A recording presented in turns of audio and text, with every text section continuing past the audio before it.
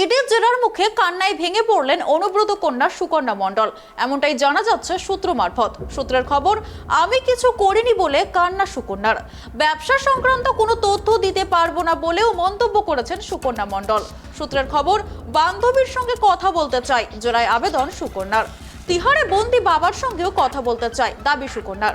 সূত্রের খবর এমনটাই। প্রসঙ্গত, গরু পাচার মামলায় অনুব্রত মণ্ডলের মেয়ে সুকন্যাকে গ্রেপ্তার করে ইডি।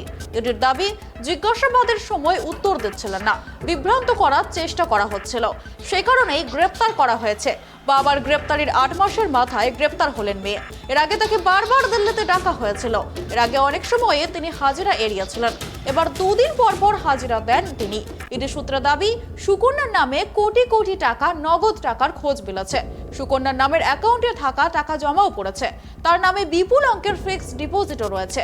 সুকন্যার নামে চালকলও রয়েছে, কিন্তু সেগুলো কিছুই জানেন না বলে দাবি করেছেন সুকন্যা। এদিকে এর আগে যাদের জিজ্ঞাসাবাদ করেছে ইডি, সেখানেই নাকি তারা জানিয়েছেন যাবতীয় লেনদেনের বিষয়ে গোড়া থেকেই জানতেন সুকন্যা। তার অনুমতি নিয়েই সব লেনদেন হতো, কিন্তু জিজ্ঞাসাবাদের সময় নাকি সম্পূর্ণ উল্টো কথা বলেছেন সুকন্যা। সে কারণে ইডি আধিকারিকদের সন্দেহ হয়েছে যে তথ্য লুকোচ্ছেন সুকন্যা।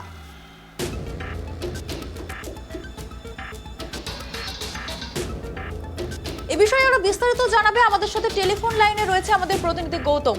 গৌতম, সুকন্যার ব্যাপারে যে সুকন্যা গ্রেফতার হয়েছেন বা ইডি দপ্তরে গিয়ে তিনি কান্নায় ভেঙে পড়েছেন, এ বিষয়ে আমাদেরকে বিস্তারিত জানাও। দেখো, তৃপ্তি, তোমাকে যেটা প্রথমে বলবো সেটা হচ্ছে যে তুমি জানো যে 2 দিন বাদে ইডি হেফাজত হয়েছিল এবং ইডি হেফাজতের পরে আজকে তাকে জেরা করে, ইডি কর্তারা তাকে জেরা করে। এবং আমরা যেটা প্রথমেই জানতে পারি যে ইডির জেরার মুখে কান্না একেবারে ভেঙে পড়ে অনুব্রত কন্যা সুকন্যা মণ্ডল। কেননা যেটা জানা যায়, তিনি বারবার করে বলছেন যে আমি কিছু করিনি, এই কথা বলেই তিনি কান্না শুরু করে দেন। এবং ব্যবসা সংক্রান্ত যে কোনো তথ্য সেটা তিনি দিতে পারবে না বলেও মন্তব্য করেছেন। কারণ যেটা খবর পাওয়া গেছে যে বান্ধবীর সঙ্গে কথা বলতে চাই, হ্যাঁ, এটা তিনি বারবার বলছিলেন যে আমি বান্ধবী, তার যে বান্ধবী আছে সেই বান্ধবীর সাথে সে কথা বলতে চায়। এবং সেই কথা বলতে চাওয়া নিয়ে সে বারবার করে ইডির সামনে ইডি জেরা সে কান্না ভেঙে পড়ে। এবং তিহারে যে বন্দী রয়েছে তার বাবা, এবং সেই তার বাবার সাথেও তিনি কথা বলতে চান, এটাও তিনি বলেন। এবং এটা যেটা জানা গিয়েছে যে গরু পাচার মামলায় অনুব্রত মণ্ডলের মেয়ে সুকন্যা মণ্ডল, তাকে গ্রেপ্তার করেছিল ইডি। এবং ইডির দাবি, জিজ্ঞাসাবাদের সময় কোনো উত্তরই দিচ্ছিলেন না, তিনি বিভ্রান্ত করার চেষ্টা করছিলেন ইডি কর্তাদের, এবং সেই কারণে তাকে গ্রেপ্তার করা হয়েছিল। এবং অনুব্রত মণ্ডল অর্থাৎ তার বাবার গ্রেপ্তারের 8 মাসের মধ্যে কিন্তু গ্রেপ্তার করা হয়েছিল সুকন্যাকে। এর আগে তুমি জানো যে এর আগে বারবার দিল্লি তাকে তলব করেছিল, কিন্তু শারীরিক অসুস্থতার কারণ দেখিয়ে এবং তিনি কিন্তু ইডি হাজিরা এড়িয়েছিলেন। এবং বারবার করে তিনি জানতেন যে ইডি দপ্তরে গেলে তাকে জিজ্ঞাসাবাদ করার পরে তাকে ইডি গ্রেপ্তার করে, এটা তার আশঙ্কাই ছিল। এবং হয়েছিল যে ইডি তাকে গ্রেপ্তার করেছিল। ইডি সূত্রে যেটা দাবি তৃপ্তি, সেটা হচ্ছে যে এই যে সুকন্যার নামে অ্যাকাউন্টে প্রচুর টাকা জমা পড়েছে, তার নামে বিপুল অঙ্কের ফিক্সড ডিপোজিট রয়েছে, এবং সুকন্যার নামে চালকলও রয়েছে, কিন্তু সেগুলো তিনি কিছুই জানেন না বলে বলছেন সুকন্যা মণ্ডল। এইদিকে এর আগে যাদের কাছে ইডি জিজ্ঞাসাবাদ করছে আর কি, সেখানে তারা জানিয়েছেন যে যাবতীয় লেনদেনের বিষয়টাই কিন্তু সুকন্যা জানতেন। ইডি কিন্তু এটা সূত্র খবর পেয়েছে যে এই যে লেনদেন হয়েছে, যা কিছু লেনদেন চাল করার ব্যাপারে বা এজেন্টকে টাকা দেওয়ার ব্যাপারে সম্পূর্ণটা সুকন্যা নিজে হাতেই করেছেন বলে ইডি জানতেন।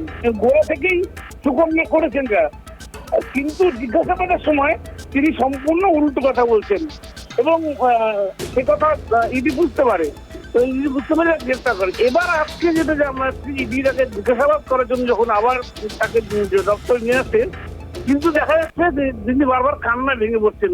এটা একটা তুমি বলতে পারো তৃপ্তি যে মানে মহিলা হওয়ার সুবাদে এবং কান্নাকাটি করার সুবাদে একটা সুযোগ নেওয়ার চেষ্টা বলে ইডি সূত্রে দাবি করা হচ্ছে।